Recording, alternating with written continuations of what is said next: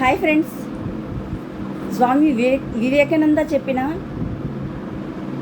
సోదరిమణులారా లేవండి మేల్కొండిలో పార్ట్ 31లో ప్రాచ్యభూమిలో మొట్టమొదటి ఉపన్యాసం కొలంబో నగరంలో చెప్పిన ఉపన్యాసంలో పార్ట్ 1 చెప్తున్నాను. ఈరోజు నేను పాశ్చాత్య ఖండాల్లో మత ప్రచారం చేసి ఖ్యాతి గడించిన తర్వాత శ్రీ వివేకానంద స్వాముల వారు 1897వ సంవత్సరం జనవరి 15వ తేదీ మధ్యాహ్నం వేళ కొలంబో నగరం చేరారు.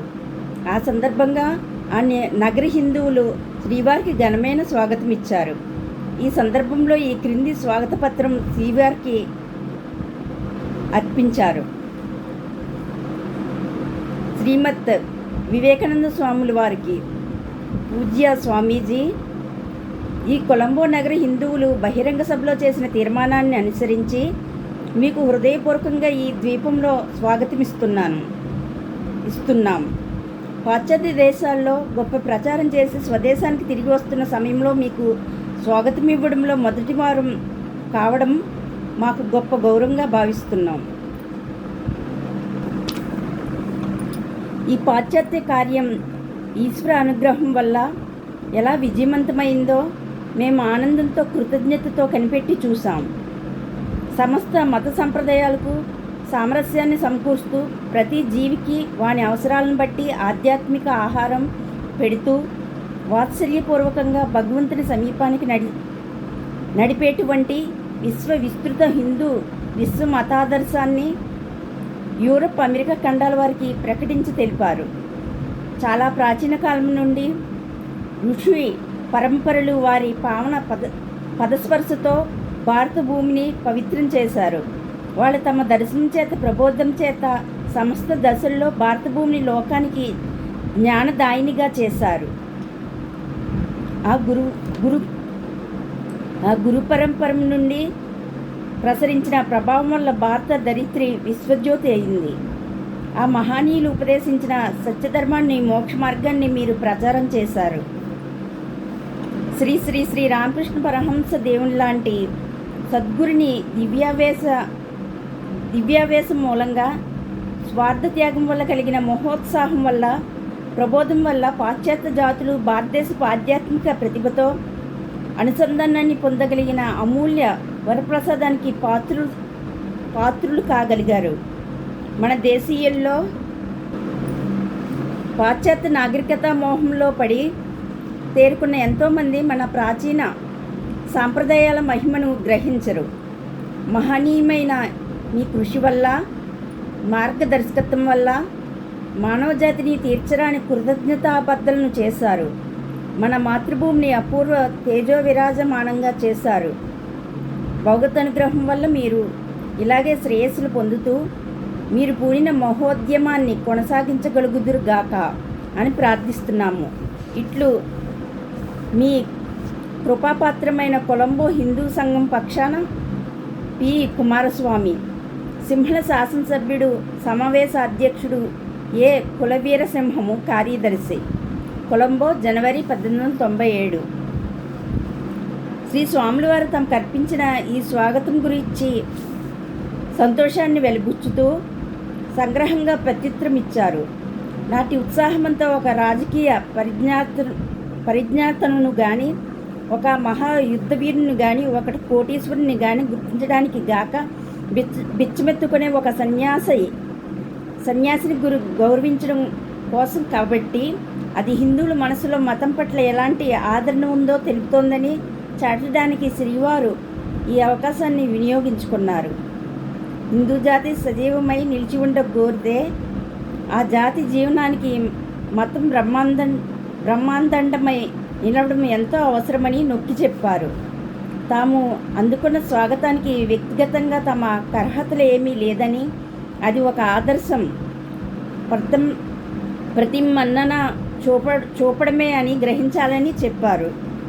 16వ తేదీ సాయంత్రం ఫ్లోరల్ హాల్లో శ్రీ స్వాముల వారి బహిరంగ ఉపన్యాసం ఇచ్చారు. నేను చేసిన అల్పకార్యం నాలో స్వతసిద్ధంగా ఉన్న శక్తి వల్ల జరిగింది కాదు. ఈ నా ప్రియతమం పరమ పవిత్రమైన మాతృభూమి నుండి వెడలి పాశ్చాత్య దేశాల్లో నన్ను సదా అనుసరిస్తూ వచ్చిన ప్రోత్సాహ అభిమాన ఆశీస్సుల కారణంగా జరిగిందే. ఈ పర్యటన ద్వారా పాశ్చాత్యంలో కొంత మంచి పని జరిగింది నిజమే, కానీ దానివల్ల విశేషంగా నాకే ఉపకారము జరిగిందని చెప్పాలి. ఎందుకంటే ఇదివరకు బహుశా నాకు సహజమైన చిత్తోద్రేకం వల్ల కలిగిన అభిమానం ఇప్పుడు నిశ్చిత అభిప్రాయం యొక్క స్థిరత్వాన్ని, ప్రామాణికత్వం యొక్క పటుత్వాన్ని, బలాన్ని పొందింది.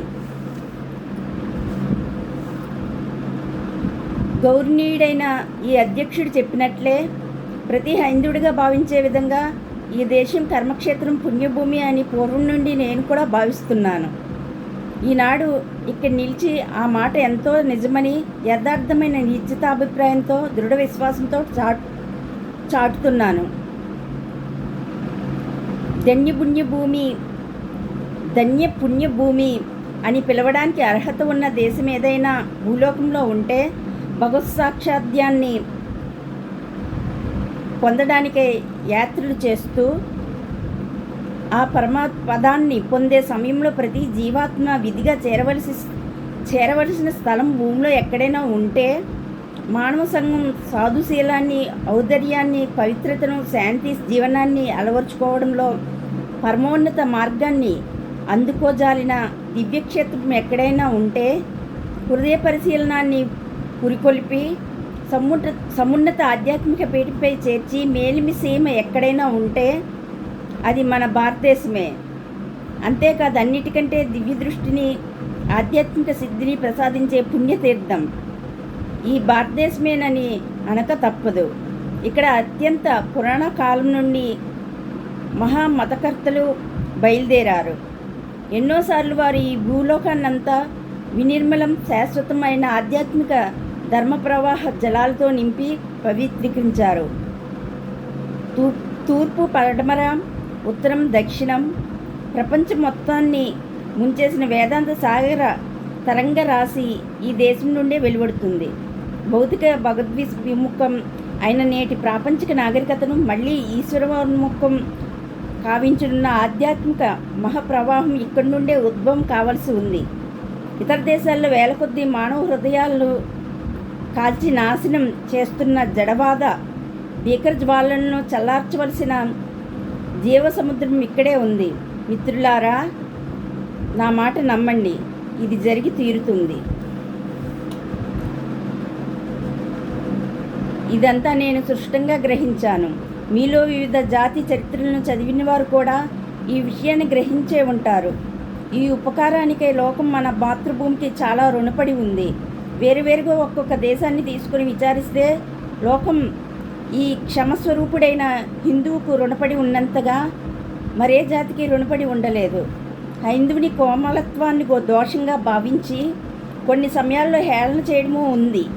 కానీ హేళనలో కూడా మహా అద్భుత సత్యమేదైనా గర్భితమై ఉంటే అది సదా ఆశీర్వాద పాత్రుడైన ఈశ్వరపుత్రుడైన ఈతనని శాంత స్వభావ విశిష్టుడైన హిందువు అనడంలోనే ఉంది. ప్రపంచంలోని ఇతర భాగాల్లో కూడా నాగరికతలు వెలిశాయి. ప్రాచీన కాలంలో కూడా శక్తిమంతాలైన గొప్ప గొప్ప జాతుల్లో మహా అద్భుత భావాలు వెలువడ్డాయి.